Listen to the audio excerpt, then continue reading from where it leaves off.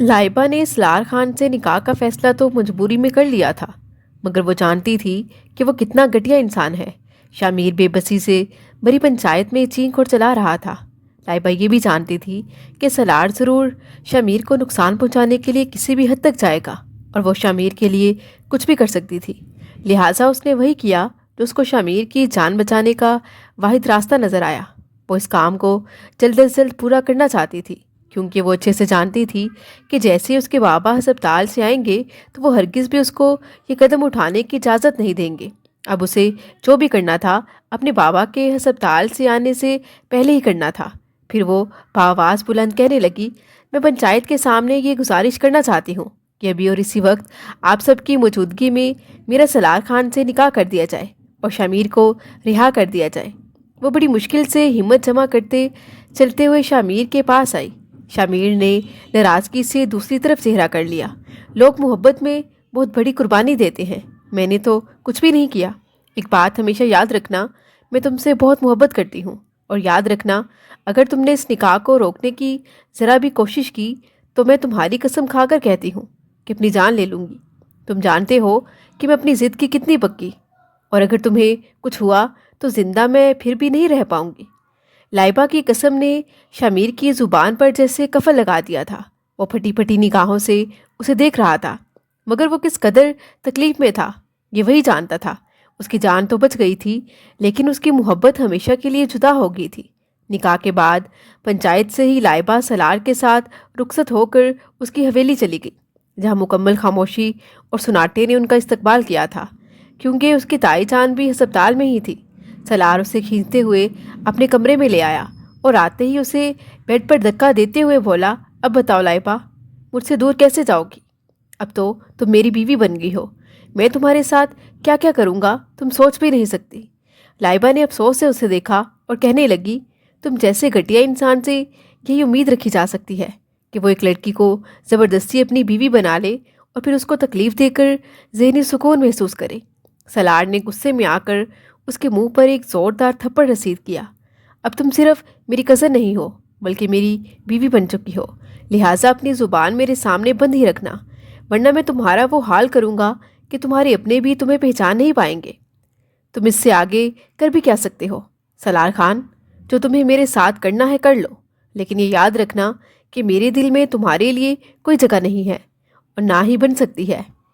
یہ سنتے ہی وہ غصے سے اس کے قریب آیا اور اس کی آنکھوں میں جھانکتے ہوئے بولا، تمہیں اپنے دل میں میرے لیے جگہ بنانی ہی ہوگی، ورنہ میں تمہارے دل کو اور دل میں رہنے والوں کو مسل کر رکھ دوں گا۔ اگلے ہی لمحے اس نے لائبہ کا دوپٹہ کھینچ کر دور پھینکا تھا اور اس کے ہونٹوں پر وحشیانہ ٹوٹ پڑا تھا۔ لائبہ اس کی اس حرکت پر سہم کر رہ گئی۔ اس کو اپنا دم گھٹتا ہوا محسوس ہوا تھا۔ اس کی نزدیکی اسے بہت بری لگ رہی تھی، لیکن یہ سودا اس نے اپنی مرضی سے کیا تھا، تو اب وہ انکار کرنے یا پیچھے ہٹنے کا جواز نہیں رکھتی تھی۔ اس لیے اس نے خاموشی سے خود کو سلار کے حوالے کر دیا۔ سلار نے اس کے جسم کو ہی نہیں بلکہ اس کی روح کو بھی اندر سے رون ڈالا تھا۔ اگلی صبح سلار بہت خوش تھا۔ رات بھر لائبہ کو اذیتیں دے کر اسے دلی خوشی محسوس ہو رہی تھی، تو پھر کیسی حالت ہوگی آج شامیر خان کی؟ میں نے اس کی محبت کو اپنی بیوی بنا کر رات بھر اپنے دل کی تمام حسرتیں پوری کر لی۔ لائبہ کے ماتھے پر آئی بالوں کی لٹوں کو پیچھے کرتے ہوئے مخمور لہجے میں کہتا وہ پھر سے اس پر جھکا تھا۔ لائبہ نے نفرت سے اپنا چہرہ موڑ لیا، ویسے تمہاری جوانی کو سکون محسوس ہوا کہ نہیں؟ میں نے تمہیں خوش کیا نا؟ سچ سچ بتاؤ، شرماؤ مت۔ لائبہ کو اس شخص سے بے حد نفرت محسوس ہوئی تھی۔ اس نے بے شمار آنسو اپنے اندر اتارے اور نفی میں سر ہلایا۔ ناپسندیدہ شخص کی قربت کبھی محبت میں نہیں بدل سکتی اور نہ ہی سکون دے سکتی ہے۔ تم میرے جسم تک تو رسائی حاصل کر سکتے ہو، لیکن میرے دل پر لکھا شامیر کا نام کیسے مٹاؤ گے؟ میں اس سے محبت کرتی ہوں اور ہمیشہ کرتی رہوں گی، اس نے اپنے آپ کو مضبوط ظاہر کرتے ہوئے سخت لہجے میں کہا۔ سلار یہ سن کر بے قابو ہو گیا اور پھر سے ایک زوردار تھپڑ لائبہ کے چہرے پر رسید کر دیا۔ تم مجھے جتنا مرضی مار لو، جو مرضی کر لو، لیکن میں پھر بھی یہی کہوں گی کہ میں شامیر سے ہی محبت کرتی ہوں۔ تم محبت تو کیا نفرت کے بھی لائق نہیں ہو۔ نفرت بھی انسانوں سے کی جاتی ہے، تم تو بیڑی ہو بیڑیے۔ تمہارے اندر کا جانور رات میں نے دیکھ لیا ہے۔ تمہیں تو انسان کہتے ہوئے مجھے شرم محسوس ہو رہی ہے۔ सलार इस बात पर एक बार फिर उस पर झुकते हुए उसे भरपूर जवाब देने ही वाला था कि कमरे के दरवाजे पर दस्तक हुई और मुलाजमा अंदर आई और बोली, बेगम साहिबा का फ़ोन आया है। बड़े साहिब को अस्पताल से छुट्टी मिल गई है और वो सब आने वाले हैं। सलार ने बदमज़ा होकर उसे जाने का इशारा किया और लाइबा को देखकर कहने लगा, तुम्हारे साथ तो आज की रात फिर से हिसाब चुकता करूँगा और अपने अंदर के जानवर से मुलाकात करवाऊँगा। और अब तुम अपने आप को तैयार कर लो। तुम्हारी हर रात मैंने बर्बाद न की तो मेरा नाम भी सलार खान नहीं। तुम्हारा दिल तो क्या, जिस्म का हर हिस्सा भी मेरे नाम की गवाही देगा। ये कहकर वो गुस्से से दरवाज़ा बंद करके बाहर चला गया। उसके कमरे से जाने के बाद वो आहिस्ता आहिस्ता उठी और लड़खड़ाती अपने आप को संभालती हुई वाशरूम चली गई। वो रात भर अपने साथ हुए जुल्म को सोचने लगी। उसे अपने ही जिस्म से नफरत महसूस हो रही थी। वो ऊंची आवाज़ में रोते हुए दीवार से लगी बैठती चली गई। वॉशरूम उसकी सिसकियों से गूंज रहा था। गुसल करके थोड़ा सा बेहतर महसूस हुआ तो वो आगे के बारे में सोचने लगी। उसने शामिर की जान बचाने के लिए जज्बाती फैसला कर तो लिया था, मगर एक ही रात में उसे पता चल चुका था कि उसकी ज़िंदगी जहन्नम बन चुकी थी। कुछ सोचकर वो नीचे आई, लैंडलाइन से अम्मा जान के नंबर पर कॉल की। अम्मा जान, कैसी हैं आप? उसकी आवाज़ सुनते ही वो गुस्से से कहने लगी, मुझे अम्मा जान मत कहो। मुझसे पूछे बगैर, बताए बगैर तुमने इतना बड़ा कदम उठा लिया। तुमने सोचा भी नहीं कि तुम्हारे बाबा जब आएंगे तो मैं उन्हें क्या जवाब दूंगी। लाइबा का दिल चाह रहा था वो दाढ़े मार मार कर रोए, मगर मसनूई बेजारी से कहा, अम्मा जान, अभी मैं आपका लेक्चर सुनने के मूड में हरगिज़ नहीं हूँ। मुझे बताएं कि शामिर कैसा है, वो ठीक तो है ना? तुम्हें अभी भी शामिर की पड़ी है? माँ और बाप की अहमियत तुम्हारी नज़र में है ही नहीं। आज से मर गई तुम्हारी माँ तुम्हारे लिए। मुझे दोबारा कॉल मत करना। उन्होंने गुस्से से फ़ोन रख दिया। वो समझ सकती थी कि उस वक्त उसका क्या हाल हो रहा है।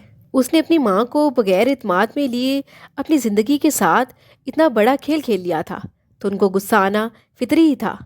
उसने शामिर के नंबर पर कॉल मिलाई और फ़ोन पर नस्वानी आवाज़ सुनकर चौंक उठी। खाला जी आप हैं? शामिर का फ़ोन आपके पास कैसे? वो ठीक तो है ना? वो घर आ गया है ना? एक ही साथ उसने कई सवाल कर डाले थे, लेकिन खाला की रोती हुई आवाज़ सुनकर वो मज़ीद परेशान होगी। खाला मुझे बताएं तो सही, आप रो क्यों रही हैं? अब सब कुछ ठीक तो है ना? वो रोते हुए कहने लगी, लाइबा बेटी, कुछ भी ठीक नहीं है। शामिर कैसे तुम्हारी जुदाई बर्दाश्त कर सकता है? रात भर वो दीवानों की तरह तड़पता और रोता रहा है।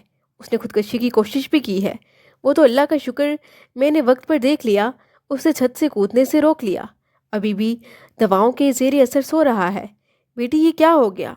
हमारे हंसते बसते घराने को किसकी नज़र लग गई? किस मुश्किल में फंस गए हैं हम? किसकी नज़र लग गई? वो खुद शामिर की खुदकशी का सुनकर इतनी परेशान हो गई थी कि खाला को तसल्ली भी न दे सकी।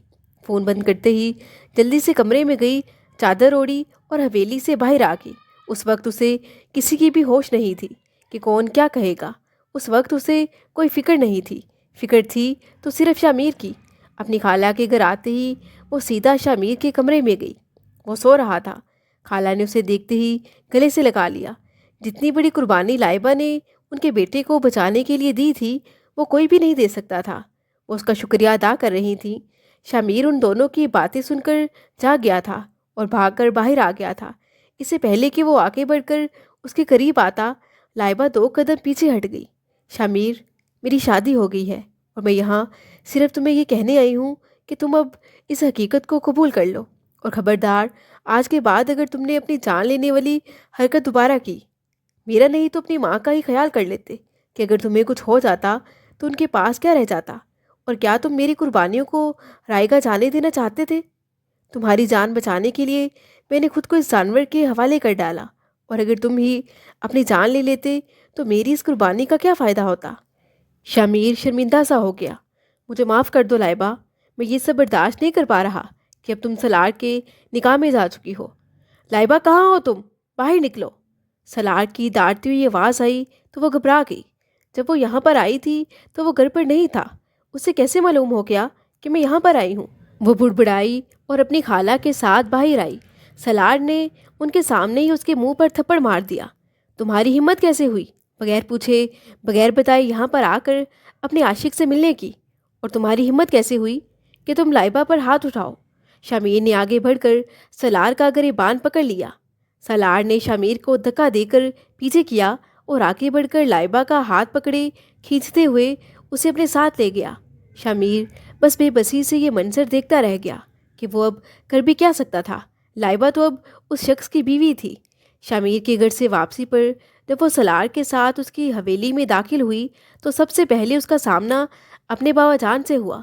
उनको अभी तक कुछ खबर नहीं थी कि उनके पीछे यहाँ पर क्या कुछ हुआ है। अपनी बेटी को सलार के जंगल में यूँ देखकर उनकी आंखों से शरारे निकलने लगे। सलार, तुमने मेरी बेटी को यूँ क्यों पकड़ रखा है? मैं तुम्हारे हाथ तोड़ दूंगा। सलार ने धक्का देते हुए उसे उसके बाप की तरफ फेंका। पूछिए अपनी लाडली बेटी से, ये अपने आशिक से मिलने उसके घर पर क्यों गई थी? अपने बाप के सीने से लगकर वो फूट फूट कर रो दी। वो जानती थी कि जब उसके बाप को सच पता चलेगा तो शायद वो बर्दाश्त नहीं कर पाएंगे और शायद वो अपने बाप की इस मोहब्बत और शफकत से भी महरूम हो जाएगी जो उसे उस वक्त मिल रही थी। मेरी बेटी जहाँ मर्जी जाए, जिससे मर्जी मिले, तुम कौन होते हो पूछने वाले? सलार एक कहकहा लगाकर हंसा और कहने लगा, मैं कौन होता हूँ कि अपनी बेटी से पूछे? कल बड़ी पंचायत के सामने इसने मुझसे निकाह किया है, तो इस हिसाब से मैं इसका शौहर हूँ और मैं इससे ये पूछने का मुकम्मल हक रखता हूँ। बाबा जान का हाथ बेख्तियार लाइबा के सर से नीचे हट गया। उन्होंने बेयकीनी से अपनी बेटी को देखा। बाबा, मुझे माफ़ कर दें, शामिर की जान बचाने के लिए मुझे ये सब करना पड़ा। वो वहीं पर साकित खड़े रह गए, बेहिस्सो बेहरकत। ज़िंदगी अब एक डगर पर आ चुकी थी। सबको मालूम हो चुका था कि वो सलार खान की बीवी बन चुकी है। उसके ताई जान को भी लाइबा के इस फैसले पर हैरत हुई थी, मगर जितना बड़ा सदमा वो महरोज़ की मौत की सूरत में झेल चुके थे, ये तो उसके सामने कुछ भी नहीं था। उन्होंने सब कुछ सलार के हवाले कर दिया और खुद दोनों मियाँ बीवी अब ज़्यादातर अपने कमरे में ही रहते थे। वो दोनों महरोज़ को याद करके सारा दिन परेशानी में गुजार देते। सलार वाशरूम में था और उसके फ़ोन पर बार बार कोई कॉल आ रही थी। लाइबा ने इग्नोर किया और अपने कामों में मसरूफ़ रही। आखिर जब 5वीं बार बेल बजी तो उसने मोबाइल उठा लिया। स्क्रीन पर RZ लिखा हुआ था। लाइबा उलझन से सोचने लगी, ये RZ कौन है? कोई लड़का या फिर लड़की? इससे पहले वो कॉल उठाती, किसी ने एक झटके से उसके हाथ से मोबाइल खींच लिया। जब उसने पीछे मुड़कर देखा तो वो वॉशरूम से निकल आया था। उसने कपड़ों की बजाय खुद को टॉवल में लपेट रखा था। लाइबा ने महसूस किया कि वो फ़ोन की बेल सुनकर ही जल्दी में बाहर निकला है। तुम ज़रा बाहर जाओ, मुझे एक ज़रूरी कॉल करनी है। वो कुछ हैरान सी होती हुई कमरे से बाहर आ गई। पहले भी वो कई बार सलार के फ़ोन पर RZ के नाम से कई बार कॉल आती देख चुकी थी। वो जान चुकी थी कि ज़रूर ये कोई लड़की है। इतना अच्छा तो वो था नहीं कि सिर्फ़ एक बीवी पर इक्तफ़ा करके बैठ जाए। यकीनन उसने बाहर भी कई गर्लफ्रेंड्स रखी हुई होंगी जिनके साथ उसके ताल्लुकात हो सकते हैं। वो अभी तक शामिर को अपने दिल से नहीं निकाल पाई थी। ये शादी उसके लिए ज़बरदस्ती का सौदा था और सिर्फ़ एक समझौता था जिसे उसने सिर्फ निभाना था। तो क्या फ़र्क पड़ता था कि उसका शौहर उसे बावफा है या नहीं? उसे तो बस इस समझौते को निभाना था। वो किचन में ही थी जब मुलाजमा ने आकर इतला दी कि ताया जान की इयादत को आपकी अम्मा जान और बाबा जान आए हैं। वो खुश होती हुई भाग कर ताया जान के कमरे में गई कि अपने माँ बाप को मिल सके, मगर अम्मा जान ने तो उसे देखते ही मुंह दूसरी तरफ फेर लिया। वो उससे अभी तक नाराज़ थी, मगर उसके बाबा जान ने उसके सर पर हाथ फेरा था। थोड़ी देर बाद जब सलार आया तो उसके बाबा जान कहने लगे, हम अपनी बेटी को कुछ दिनों के लिए अपने घर लेकर जाना चाहते हैं। उम्मीद है तुमको ये इतराज़ नहीं करोगे। लाइबा को यकीन था कि वो बिल्कुल इतराज़ तो करेगा ही और उसे हरगिज़ जाने भी नहीं देगा, मगर हैरत ये कि सलार ने कुछ कहे बगैर ही हाँ में सर हिला दिया। इस पर लाइबा को एक हैरत का झटका सा लगा। सलार वहाँ से उठकर चला गया। वो लाइबा को कुछ उलझा हुआ सा लग रहा था, ऐसे कि जैसे वो कुछ चाह रहा था कि लाइबा कुछ दिनों के लिए मंजर से गायब हो जाए। लाइबा के घर आने की इतला सुनकर शामिर भी उनके घर चला आया था। शामिर को देखकर वो काफ़ी शर्मिंदा सी भी हुई कि उसके बाबा जान क्या सोचेंगे कि उसने उसे यहाँ पर बुला लिया है, मगर जब उसे पता चला कि बाबा जान ने खुद उसको कॉल करके बुलाया था तो उसे हैरत हुई। उन्होंने सबको बिठाते हुए लाइबा से सवाल किया कि बेटा मुझे सच सच बताओ, तुम सलार के साथ खुश हो? लाइबा ने कुछ सोचते हुए और फिर हकलाते हुए फ़ौरन हाँ में जवाब दिया।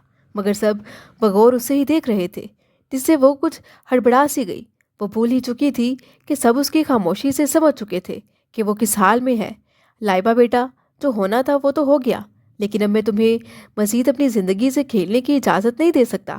میں نے بھائی جان سے بھی بات کی ہے، مجھے بہت امید ہے کہ وہ شامیر کو معاف کر دیں گے۔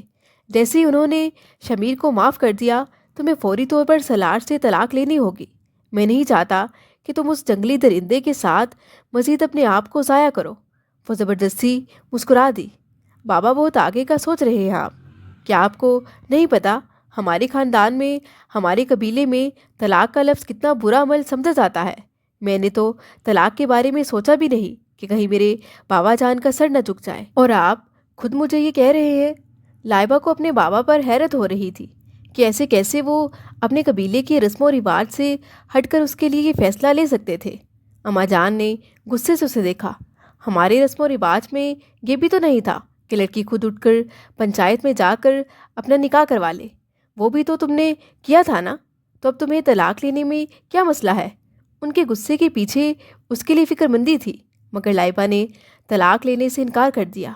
وہ جانتی تھی کہ اس کی ماں غصے کی تھوڑی تیز ہیں، لیکن جلد اسے معاف کر دیں گی۔ شامیر نے اس کے انکار کو نظر انداز کر دیا اور کچھ سوچتے ہوئے کہنے لگا کہ اگر ہمیں سلار کے خلاف کوئی ثبوت مل جائے کہ وہ ایک اچھا انسان نہیں ہے اور تمہارے ساتھ بالکل اچھا سلوک نہیں کرتا ہے، تو ہم سب گاؤں والوں اور پنچایت کو دکھا کر آسانی سے تمہارے لیے طلاق کا مطالبہ کر سکتے ہیں۔ اس صورت میں کسی کو کوئی اعتراض نہیں ہوگا۔ لائبہ ایک دم سے چونکی۔ مگر مجھے لگتا ہے کہ اس کے اور عورتوں سے بھی تعلقات ہیں۔ میں نے کئی بار اسے چوری چھپے فون پر بات کرتے ہوئے سنا ہے۔ مجھے یقین ہے کہ وہ ضرور باہر عورتوں سے بھی ملتا ہوگا۔ لائبہ بالآخر ان کی باتوں سے قائل ہوگی اور ان کی پلاننگ میں شامل ہوگی۔ شامیر بھی خوش ہو گیا۔ پھر تو مسئلہ ہی حل ہو گیا۔ ہمیں بس اس کا پیچھا کرنا ہے اور اس پر نظر رکھنی ہے تاکہ اس کے خلاف یہ ثبوت مل جائے کہ وہ تم سے بے وفائی کر رہا ہے۔ بابا جان ان کی بات کو سمجھتے ہوئے کہنے لگے، ہاں یہ اچھا آئیڈیا ہے۔ اس صورت میں بھائی جان بھی ناراض نہیں ہوں گے، بلکہ پہلے ہم اس کے خلاف ثبوت تلاش کرتے ہیں، پھر میں ان ثبوتوں کو بھائی جان کے آگے رکھ کر شامیر کے لیے معافی کی اپیل کروں گا۔ لائبہ کے لیے یہ سب کسی خواب سے کم نہیں تھا۔ اس کا باپ اس کی پشت پر کھڑا تھا، اسے سہارا دینے کے لیے، تحفظ دینے کے لیے۔ یہ سچ تھا کہ وہ سلار خان سے جان چھڑوانا چاہتی تھی، مگر وہ اپنے بابا کی وجہ سے سب برداشت کر رہی تھی کہ اس کے بابا اس کی وجہ سے اپنے بھائی سے دور نہ ہو جائے اور قبیلے والوں کے سامنے شرمندہ نہ ہو۔ مگر اب وہ خود ہی اس کے ساتھ کھڑے تھے۔ اب ان کے سہارے وہ خود کو بہت محفوظ سمجھ رہی تھی۔ تایا جان کی طبیعت کچھ بہتر ہوئی تو وہ خود کاروبار اور زمین کے کاموں میں دلچسپی لینے لگے۔ انہوں نے نامحسوس طریقے سے سلار پر نظر رکھنی شروع کر دی۔ لائبہ بھی اس کی ہر حرکت پر نظر رکھے ہوئے تھی کہ اب اسے کب اور کس وقت کال آتی ہے، وہ کس وقت گھر سے باہر جاتا ہے اور کب واپس آتا ہے۔ پر آخر ایک روز لائبہ اس کی باتیں سننے میں کامیاب ہوگی۔ وہ کال پر کسی سے کہہ رہا تھا کہ اب میں تمہیں مزید پیسے نہیں دے سکتا، میرے بابا جان ٹھیک ہو گئے ہیں، انہوں نے زمین کے معاملات میں دلچسپی لینی شروع کر دی ہے، اب وہ خود سارے معاملات دیکھ رہے ہیں، لہٰذا میرے لیے گپلا کرنا بہت ہی زیادہ مشکل ہے۔ ویسے بھی اب تک تمہیں بہت سارے پیسے دے چکا ہوں، یار سمجھا کرو نا، ابھی میرے پاس نہیں ہے، جب ہوں گے تو دے دوں گا۔ جیسے ہی وہ کال کر کے ہٹا تو جلدی سے وہ الماری کی اوٹ میں ہو گئی۔ آخر یہ کس سے بات کر رہا تھا، کس کو پیسے دینے کی بات کر رہا تھا؟ وہ گھر سے باہر نکلا تو لائبہ نے شامیر کو کال کر دی تاکہ وہ اس کا پیچھا کر سکے۔ انہیں ابھی تک مایوسی ہی ہو رہی تھی کیونکہ جب بھی وہ گھر سے باہر نکلتا تو اپنے دوستوں کے ساتھ ہی ملتا تھا۔ یہ معلوم نہیں ہو سکا تھا کہ اس کا کس لڑکی سے چکر ہے، کیونکہ ابھی تک وہ کسی لڑکی سے ملاقات کو بھی نہیں گیا تھا۔ اتنا تو اب وہ جان گئی تھی کہ یہ آرسیڈ نامی جو بھی ہے کچھ دنوں کے بعد سلار کو کال کر کے پیسے منگواتا ہے یا منگواتی ہے، مگر کیوں؟ یہ وجہ ابھی تک معلوم نہیں ہو پا رہی تھی۔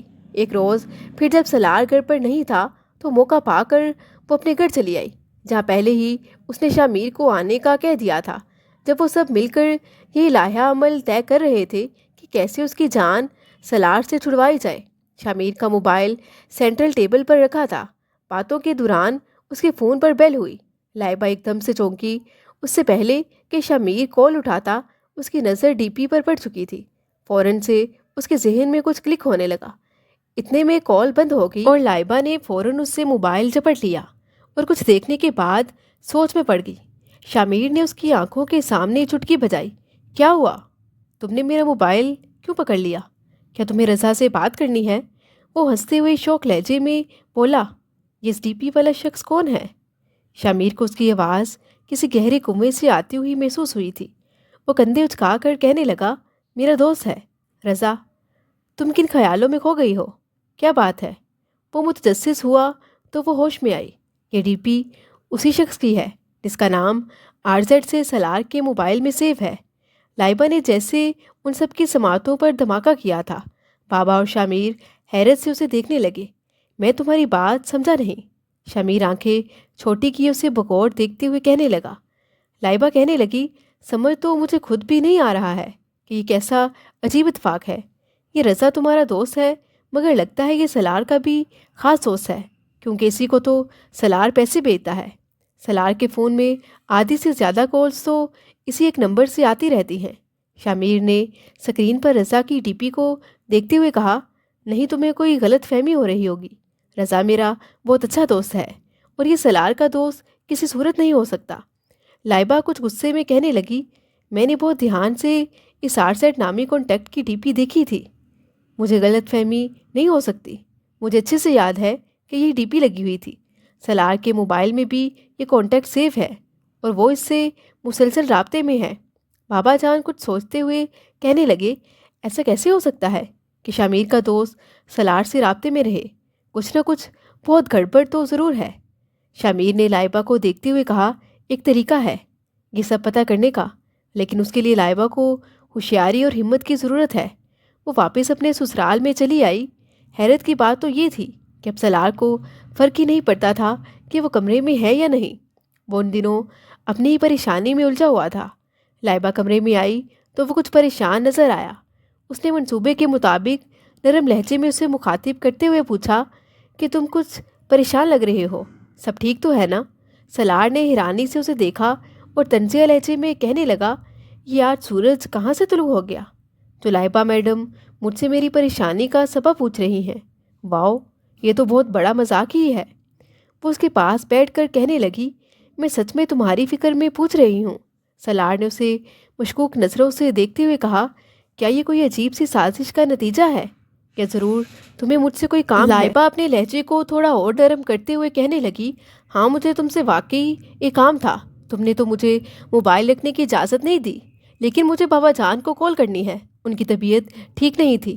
اپنے موبائل سے مجھے ان کا نمبر ڈائل کر دو، تمہاری بہت مہربانی ہوگی۔ پہلے تو سالار اسے منع کرنے لگا، مگر پھر کچھ سوچ کر اپنے چچا کا نمبر ملا کر لائبہ کو پکڑا دیا۔ بات کرتے ہوئے لائبہ وہاں سے تھوڑا سا دور آ کر کھڑی ہو گئی۔ اب اسے ملازمہ کا انتظار تھا۔ پلان کے مطابق 1 منٹ کے بعد ہی دروازے پر دستک سنائی دی۔ ملازمہ اندر آتے ہی سالار سے کہنے لگی کہ آپ کو بڑے صاحب بلا رہے ہیں۔ دراصل لائبہ نے کچھ روز پہلے ہی باتوں میں اپنے تایا جان کو پیسوں والی بات بتا دی تھی اور ان کو زمینوں کے معاملات میں بے ضابطگی کی اطلاع بھی مل چکی تھی، اور وہ جانتی تھی کہ تایا جان سالار کی کلاس لینے کے لیے چھٹی کے دن اسی وقت لنچ سے تھوڑی دیر پہلے اسے اپنے پاس بلائیں گے، اور اسی وقت میں اس نے یہ سب پلان کیا تھا اور اسی وقت میں اسے یہ سب کچھ کرنا تھا۔ اس نے سالار کا موبائل کنگالنا شروع کر دیا، مگر اسے مایوسی ہوئی کہ اس کے موبائل میں ایسا کچھ بھی نہیں تھا۔ اس نے واٹس ایپ پر اپنی ساری چیٹس ڈیلیٹ کر رکھی تھی، کال ہسٹری بھی کلیئر تھی، کانٹیکٹ میں بھی RZ کے سوا کوئی مشکوک نمبر دکھائی نہیں دیا تھا۔ وہ نہایت دھیان سے موبائل کی جانچ پڑتال کر رہی تھی کہ کوئی تو ثبوت یا سراغ ہاتھ لگے، مگر اسے کوئی ثبوت نہ مل سکا۔ اس نے اپنے خفیہ موبائل کہ جو شامیر نے ہی اسے دیا تھا سے شامیر کو کال کی اور ساری بات بتائی۔ وہ کہنے لگا، ایسا کرو تم اس کے واٹس ایپ کو اپنے موبائل پر لاگ ان کر لو۔ یہ اچھا آئیڈیا تھا۔ لائبہ نے جلدی سے اپنے موبائل سے اس کے واٹس ایپ کو اسکین کیا اور اپنے موبائل میں اس کا واٹس ایپ لاگ ان کر لیا۔ اب وہ جس سے بھی بات کرتا وہ اس کو معلوم ہو جاتی۔ اس کے کمرے میں آنے سے پہلے ہی وہ اپنی کارروائی کے سارے ثبوت مٹا چکی تھی۔ سالار کی واٹس ایپ اپنے موبائل میں لاگ ان کر کے اگلے روز لائبہ نے اپنی طرف سے RZ نامی بندے کو میسج کیا۔ سالار بن کر بات کی تو جو معلومات اس کو ملی اس کی ہوش اڑا دینے کے لیے کافی تھی۔ جب RZ نامی کانٹیکٹ سے پیسوں کا میسج آیا تو لائبہ نے جواب میں کہا، اب میں تمہیں پیسے نہیں دے سکتا، جو کرنا ہے کر لو۔ مگر پھر RZ کی طرف سے آنے والے پیغام نے ساری سچائی سے پردہ اٹھا دیا تھا۔ اس کی طرف سے پیغام وصول ہوا کہ اگر پیسے نہیں دے سکتے تو میں بھی تمہارا راز خفیہ نہیں رکھ پاؤں گا، میں بھی سب کو بتا دوں گا کہ وہ تم ہی تھے جس نے میرے ذریعے اپنے سوتیلے بھائی مہروز کا قتل کروایا، اور الزام شمیر پر لگوا دیا کہ اسے اپنے دوست کا قتل ہوا ہے، اور تم جو ایک تیر سے دو شکار کرنا چاہتے تھے کہ تمہیں لائبہ بھی مل جائے، تمہارا بھائی بھی تمہارے والد کی جائیداد اور تمہارے راستے سے ہٹ جائے۔ ان میسج کا پڑھنا تھا کہ لائبہ کے ہوش و حواس آتے رہے۔ وہ موبائل ہاتھ میں پکڑے سن ہوئے بیٹھی تھی کہ سالار کمرے میں داخل ہوا۔ اس کے ہاتھوں میں موبائل دیکھ کر وہ چونک اٹھا۔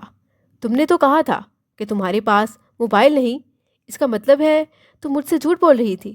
مگر اب کہ لائبہ نے اس پر الٹا وار کر دیا، تو مجھے بتاؤ سالار خان کہ تم کس RZ نامی بندے سے رابطے میں تھے؟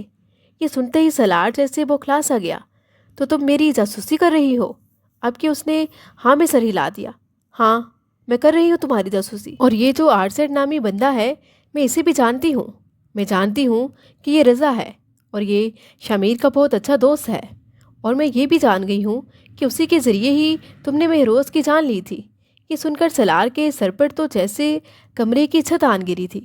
اسے امید نہیں تھی کہ لائبہ اس کے راز تک پہنچ جائے گی۔ تم کتنے گھٹیا انسان ہو، اپنے بھائی کو بھی مار دیا اور شمیر کو جال میں پھنسا کر مجھ سے بھی شادی کر لی۔ اب تو میں تمہاری اصلیت سب کو بتاؤں گی۔ سالار نے اسی وقت فیصلہ کیا کہ اب اسے کیا کرنا ہوگا۔ اس نے اچانک آگے بڑھ کر لائبہ کی گردن ہاتھوں سے دبوچ لی۔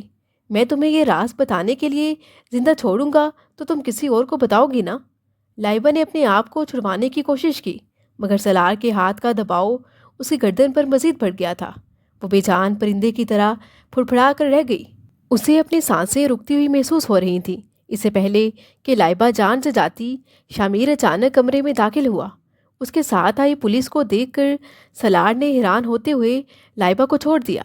اتنی جلدی پولیس اور شمیر کا آنا اسے کچھ سمجھ میں نہیں آ رہا تھا۔ لائبہ اپنی گردن سہلاتے اور کھانستے جلدی سے شمیر کے پیچھے جا کھڑی ہوئی۔